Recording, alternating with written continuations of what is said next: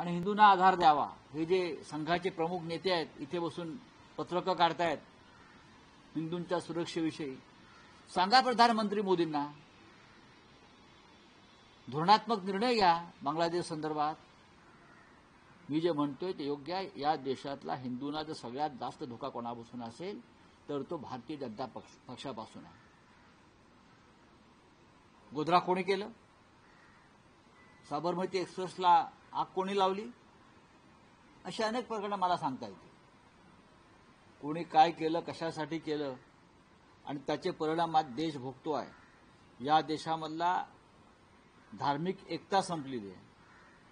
या देशातलं संविधान संपलेलं आहे. या देशातली लोकशाही संपली आहे. आणि आज या देशामध्ये बटंगे तो कटेंगे, एक आहे तो सेफ आहे, या घोषणांमुळे तरुणांची डोकी भडकवली गेली आणि संपूर्ण देशामध्ये दंगलीचा माहोल निर्माण करण्यात आलेला आहे. बांगलादेशमधली स्थिती अत्यंत चिंताजनक आहे. वर्षानुवर्ष तिकडे हिंदू राहतात, लाखोच्या संख्येनं राहतात हिंदू बांगलादेशमध्ये, आणि तुम्ही तिथे त्यांना असुरक्षित करण्यामागे नरेंद्र मोदींचं परराष्ट्र धोरण कारणीभूत आहे. राऊतसाहेब, महाराष्ट्रात मुख्यमंत्री पदाच्या शपथविधीचा एकूण कार्यक्रम होतो आहे. 5 तारखेला शपथविधी होते, त्यासाठी तयारी सुरू झाली आहे. पण अजूनही गृहमंत्री पद आणि अन्य मंत्री मला कळत नाही. भारतीय जनता पक्ष जगातला पहिला क्रमांकाचा पक्ष, नरेंद्र मोदींसारखा मजबूत नेता, अमित शहासारखा मजबूत नेता महाराष्ट्रात, देवेंद्र फडणवीस वगैरे वगैरे वगैरे, एका गृहमंत्री पदावरून या महाराष्ट्र राज्याचं सरकार अधांतरी लटकून पडलेलं आहे. हा, हे कसले मजबूत लोक आहेत? मग कोण आहेत समोर तुमच्या? तुमचं स्वतःचं बहुमत आहे. तुमच्याकडे बहुमताचा आकडा स्वतःच आहे. तुमच्याबरोबर अजित पवार आहेत 40 लोक घेऊन. शिंदे गटाचे लोक आहेत नाहीत मला माहीत नाही, भविष्यात काय करतील. पण बहुमत असतानाही 15 दिवस तुम्ही शपथ घेत नाही, राज्याला सरकार देत नाही, राजभवनामध्ये सत्ता स्थापनेचा दावा तुम्ही करायला तयार नाही अद्याप. तुमचे जे समर्थक आमदार आहेत त्यांची नावं तुम्ही द्यायला तयार नाही. राज्यपालाकडून तुम्ही सरकार स्थापनेचं निमंत्रण घेतलेलं नाही आणि तुम्ही मांडव घातला. काय प्रकार आहे? राजभवन तुम्ही चालवताय का? आणि हे एका गृहमंत्री पदावरून थांबलेलं नाहीये, तुम्ही लक्षात घ्या. भारतीय जनता पक्षानं मनात आणलं तर हे समोरचे जे काय मागण्या करतायत ना, एका मिनिटात चिरडून टाकते. काय डरपोक लोक आहेत सगळे, ईडी सीबीआयला घाबरून पळून गेलेले लोक आहेत. आणि जे निवडून आलेले आहेत ते का स्वबळावर निवडून आलेले नाहीयेत. ते कसे निवडून आले, कोणत्या माध्यमातून निवडून आले हे भाजपला माहिती आहे आणि त्यांनाही माहिती आहे. त्यांना जनमताचा पाठिंबा अजिबात नाहीये, लक्षात घ्या. परत परत मी तुम्हाला सांगतोय. पण एका गृहमंत्री पदावरून हे सरकार लटकलेलं नाही. यामागे काही वेगळी कारण आहेत का? आमच्याकडली माहिती आम्ही देऊ ना. पण फक्त एक गृहमंत्री पद हा वादाचा विषय सरकार स्थापनेमधला असू शकत नाही. अनेक राज्यामध्ये भारतीय जनता पक्षानं सरकार बनवलेली आहेत. आपल्या मित्रांबरोबर बनवली आहेत, स्वतंत्रपणे बनवली आहेत. प्रस्थापित मुख्यमंत्र्यांना डावलून नवीन लोक आणलेले आहेत. त्याच्यामुळे शिंदे कोण हा प्रश्न लोकांपुढे पडलेला आहे ना, की वेगळा काही आहे का, की फडणवीसांच्या जागी वेगळं कोणी आणलं जाते का, त्यासाठी थांबलंय का? तर या सगळ्या गोष्टीचा उलगडा उद्यापर्यंत व्हायला पाहिजे, नाहीतर आम्ही जे पुस्तक आमचं बंद आहे ते उघडू. नाही, पण राऊतसाहेब तुम्हाला काय वाटतं की शिंदे शिवसेनेला गृहमंत्रीपद का हवं? शिंदे सेनेला गृहमंत्रीपद यासाठी हवं आहे की त्यांना पोलिसांचे सलाम हवेत. पोलीस यंत्रणा वापरून त्यांनी अनेकांवरती खोटे गुन्हे दाखल केले, दहशत निर्माण केली, निवडणुका लढण्याचा प्रयत्न केला. ही यंत्रणा त्यांच्या हातात पाहिजे आणि भविष्यामध्ये याच यंत्रणेचा वापर करून ते भारतीय जनता पक्षाच्या अंगावर सुद्धा जाऊ शकतात. ही त्यांची वृत्ती आहे आणि विकृती सुद्धा आहे. दुसऱ्या क्रमांकाचं खातं हे गृह खातं आहे, पण मुख्यमंत्री गृह खातं आपल्याजवळ ठेवतो, देवेंद्रजींनी ठेवलेलं आहे. कारण जेव्हा जेव्हा आम्ही त्यांच्याशी पूर्वी चर्चा करायचो तेव्हा ते सांगायचे की उद्धव ठाकरेंनी गृह खातं दुसऱ्या पक्षाला द्यायची चूक करू नये, आमचं तेच म्हणणं होतं.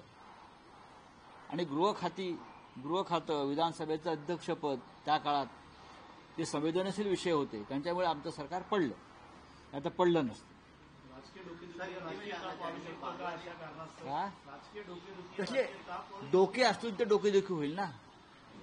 फक्त निवडून येणं म्हणजे डोकी नाहीत ना, ती डोकी मोजायला ठीक आहे, पण डोक्यात काहीतरी हवं. बोलिये. आणखी एक विधान आहे. काल रावसाहेब दानवे असं म्हणाले होते की जर उद्धव ठाकरे आमच्यासोबत असते तर आम्हाला आणखी जागा मिळाल्या. अगं रावसाहेब दानवे किंवा भारतीय जनता पक्ष कधी कोणत्या विषयावरती उड्या मारतील ते सांगता येत नाही. तुमच्याबरोबर होतो तेव्हा आम्ही तुम्हाला नकोसे झालो, तेव्हा तुम्ही जाऊन अमित शहाना सांगितलं नाहीत ना की जो शब्द दिलाय तो पाळा, उद्धव ठाकरे आणि शिवसेना आपल्याला गरजेची आहे. तेव्हा तुमची तोंड का शिवली होती का? आता तुम्ही जे आम्हाला द्यायला जो शब्द होता तसंच तसं तुम्ही एकनाथ शिंदेला दिलं, आताही द्यायचा प्रयत्न करताय. पण तुम्हाला बाळासाहेब ठाकरे नको होते, तुम्हाला बाळासाहेब ठाकरेंचं नाव नको होतं, तुम्हाला खरे ठाकरे नको होते, तुम्हाला मातोश्री नको होती, तुम्हाला महाराष्ट्राच्या राजकारणातून बाळासाहेब ठाकरे, हिंदू हृदय सम्राट उद्धव ठाकरे आणि त्यांची खरी शिवसेना यांना जमीनदोस्त करण्याचं तुमचं स्वप्न होतं. आता तुम्हाला हळूहळू कळेल खरं काय आणि खोटं काय. रावसाहेब, ज्या पद्धतीने एकनाथ शिंदे यांनी आता मुख्यमंत्री पदाबाबत जी लवचिकता दाखवली तशी जर 2019 साली उद्धव ठाकरेंनी दाखवली, तुमच्याकडे चुकीची माहिती आहे, तुम्ही राजकीय अभ्यासात कमी पडताय. एकनाथ शिंदेला मुख्यमंत्रीपद दिलं होतं, हे आता जे म्हणत नाही. 2.5 वर्षाचं मुख्यमंत्रीपद एकनाथ शिंदे यांनी भोगलेलं आहे. तेव्हा जर ते मूळ शिवसेनेला दिलं असतं तर ही वेळ आली नसती. बरं का, तुम्ही आताचं बोलू नका, तुम्ही 3 वर्षापूर्वीचं बोला. आता एक निवडणूक होऊन गेलेली आणि एकनाथ शिंदे यांना म्हणजे डुप्लिकेट शिवसेनेला जो भारतीय जनता पक्ष मुख्यमंत्रीपद देऊ शकतो ते उद्धव ठाकरे यांच्या नेतृत्वाखालील शिवसेनेला द्यायला तयार नव्हतं, कारण त्यांना मूळ शिवसेना नष्ट करून या राज्यामध्ये डुप्लिकेट शिवसेना उभी करायची होती. आमदारांपैकी 10 आमदार आमच्या संपर्कात आहेत असं कोण म्हणताय? गुलाबराव पाटील म्हणतात आता त्यांचे संपर्क वाढले. गुलाबराव पाटलाने म्हणतो मी गुलाबराव पाटलांना की तुम्ही थोडे दिवस थांबा, तुमचा पक्ष शिल्लक राहतोय का आणि भाजपा शिल्लक ठेवतोय का हे तुम्हाला कळेल. आता आमच्याकडे जे राहिलेले आहेत हे कडवट निष्ठावंत आहेत. तुमच्यासारखा जो गाळ होता, पालापाचोळा होता बेईमानांचा, तो उडून गेला. फुंकर मारली ईडी सीबीआयने आणि त्या फुंकरेबरोबर तुमच्यासारखे लोक उडून गेले. आता जो उरलेला आहे तो भक्कम असा निष्ठावंतांचा आमचा मेळा आहे. बोला, आप बोलिए. बांग्लादेश में जिस तरीके से हिंदुओं पर अत्याचार हो रही है उस पर एक्शन न लेते हुए दूसरे मुद्दों पर जो है एक्शन लिया जा रहा है. इसी बीच मोहन भागवत ने बयान दिया है कि पॉपुलेशन, मोहन भागवत जी को देश के पॉपुलेशन के बारे में बहुत चिंता हो रही है. आज हमारी देश की पॉपुलेशन लगभग 150 करोड़ हो गई. और कितनी पॉपुलेशन बढ़ाना चाहते हैं सरसंघ चालक, और कितनी पॉपुलेशन बढ़ाना चाहते हैं आप बताइए. सबसे पहले ये जो सलाह है आपके बीजेपी के लोगों को दीजिए. एक जगह पर आपकी सरकार कॉमन सिविल कोड लाना चाहती है, कुटुंब कल्याण कुटुंब नियोजन की योजना चलाती है, मुसलमानों के बारे में 2 या 3 या जो बात करते हैं ना ये उस बारे में बात करते हैं. और बीजेपी की जो पेरेंट बॉडी है, आरएसएस कहती है कि बच्चे बढ़ाओ. ये दोगली नीति है. कौन खतरे में है? हमारा देश खतरे में नहीं है, आप खतरे में, आप सब लोग खतरे में है.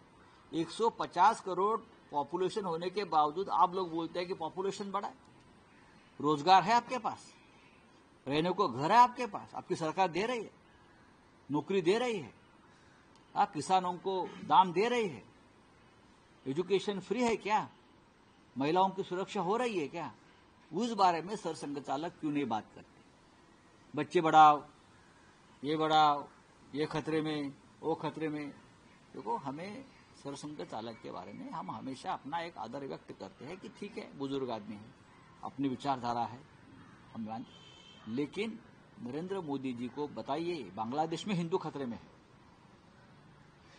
म्यांमार में हिंदू खतरे में है, नेपाल में हिंदू खतरे में है, कनाडा में हिंदू खतरे में है, और हिंदुस्तान के बहुत जगह पर अगर हिंदू खतरे में है, वो नरेंद्र मोदी जी की जो पॉलिसी है इस देश में जो चल रही, उसके वजह से पूरे विश्व का हिंदू खतरे में आया है। बांग्लादेश में हिंदू के मंदिर, हिंदू की प्रॉपर्टी, उनकी जान माल की रक्षा मोदी नहीं कर पा रहे हैं। जो हमारी नेबरिंग कंट्री है, सबके साथ हमारे रिश्ते बिगड़ चुके हैं। सरसंघ चालक जी, जरा मोदी जी को बुलाइए नागपुर में और उनकी पाठशाला लीजिए, इतना ही मैं कहूंगा। यूपी के किसानों का फिर एक बार दिल्ली में आंदोलन है। यूपी के किसान मांग कर रहे थे, 5 मांग थी उनकी, जिसमें सबसे प्रायोरिटी पे मांग ये थी कि बाकी राज्यों के जैसे उनको जो मुआवजा है वो 4 गुना बढ़ाकर देना चाहिए। इस मांग को लेकर आज यूपी के किसान दोबारा से आंदोलन कर रहे हैं। कहीं ना कहीं उनकी जो आवाज है भारत से जवान, हम जरूर उनके समर्थन में जाएंगे, हम कोशिश करेंगे। जो किसान दिल्ली में आ रहा है, देश की राजधानी में आ रहा है, अगर मोदी जी की सरकार किसानों के ऊपर बंदूकें रोकेगी, गोलियां चलाएंगी, लाठियां चलाएंगी, तो देश का किसान, देश की जनता इस बार चुप नहीं बैठी। मैं इतना ही कहूंगा, महाराष्ट्र का किसान भी चुप नहीं बैठे और देश का किसान उनके साथ खड़ा रहेगा। सर न्यायाधीश के ऊपर दुष्यंत दवे करके जो सीनियर लॉयर है, उन्होंने दोबारा से बयान दिया है कि जो चंद्रचूड़ है, दुष्यंत दवे जी ने जो बात कही है वो पूरी देश की बात कही है। दुष्यंत जी ने कहा है कि चीफ जस्टिस ऑफ इंडिया जो थे मिस्टर चंद्रचूड़, वो बीजेपी के आदमी थे। बीजेपी के आदमी की तरह उसने चेयर पर बैठकर काम किया है, ये दुष्यंत दवे जी का कहना है। और हम जिस तरह से महाराष्ट्र के बारे में एक संविधान के खिलाफ एक सरकार बनी और चलाई गई और सुप्रीम कोर्ट के प्रोटेक्शन में चली, तो मुझे लगता है ये भारतीय जनता पार्टी की पॉलिसी थी और सर न्यायाधीश होते हुए चंद्रचूड़ साहब ने ये पॉलिसी को आगे बढ़ाया। Thank you. दाढीला हलक्यात घेऊ नका, असं संजय देसाई म्हणतात. दाढीला हलक्यात घेऊ नका, विधानसभेला दाढीला हलक्यात घेऊ नका, मग दाढी करा। तुमची दाढी एवढी हलकी आहे का? मग मी त्यांना ते रेझर पाठवतो, मी सांगतो आमच्या शिवसेना भवनातल्या लोकांना की चांगलं एक रेझर पाठवा, त्यांना दाढी करायची आहे म्हणून। आता मुख्यमंत्री जेव्हा ते राहणार नाहीत तेव्हा त्यांच्यावरती वेळ येऊ शकते त्यांच्या लोकांवरती। नुसत्या दाढ्या ठेवून काय करणार? दिघे साहेबांना दाढी शोभली, त्यांची दाढी हलकी नव्हती, तुम्ही दिघे साहेबांच्या विचारांची दाढी सुद्धा हलकी केली। दाढी दाढी काय घेऊन बसला? हा, दाढी फक्त छत्रपती शिवाजी महाराजांनाच शोभली, बाकीच्या दाढ्या औरंगजेबाला होत्या। तुमची दाढी औरंगजेबाची आणि अफजल खानाची दाढी आहे, जे महाराष्ट्रावर चाल करून आली।